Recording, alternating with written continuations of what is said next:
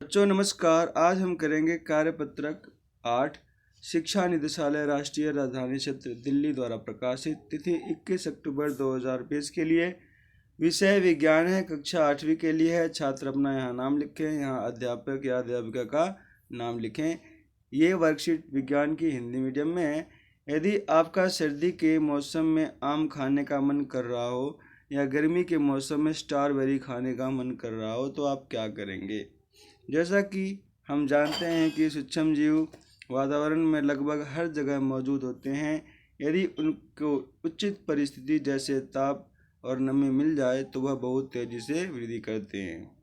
भोजन का संदूषण यानी संदूषण खराब होना एक रासायनिक प्रक्रिया है जिसमें खाने की वस्तु का रंग स्वाद बदल जाता है और उसमें बदबू आ जाती है। यानी भोजन खराब होने का संदूषण खराब होने के से क्या होता है कि भोजन का रंग बदल जाता है, ठीक है, स्वाद बदल जाता है और बदबू आ जाती है। ये पहचान है कि भोजन का संदूषण हो गया है, खराब हो गया है और वह खाने योग्य नहीं रहती।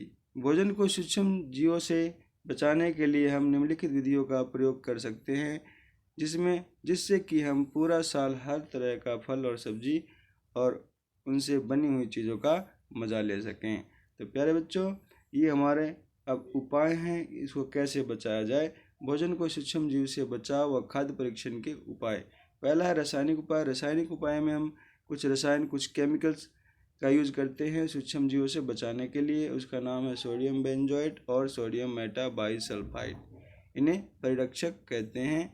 फूड को प्रिजर्व करने में काम आता है। दूसरा है नमक द्वारा भी हम बचा सकते हैं। चीनी द्वारा भी फूड को प्रिजर्व कर सकते हैं, परिरक्षण कर सकते हैं। नमक द्वारा किसको? मांस, मछली, आम को सूखे नमक से ढक देते हैं तो इसमें सूक्ष्म जीव की वृद्धि नहीं होती।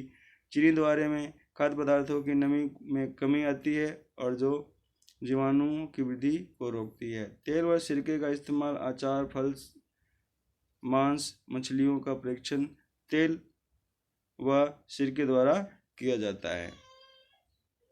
अब है हमारे पास लास्ट है गर्म व ठंडा करना। दूध को उबालते हैं जिससे अनेक सूक्ष्म जीव नष्ट हो जाते हैं। इसी प्रकार भोजन को फ्रिज में रखते हैं क्योंकि कम ताप पे सूक्ष्म जीवों की वृद्धि को रोकता है।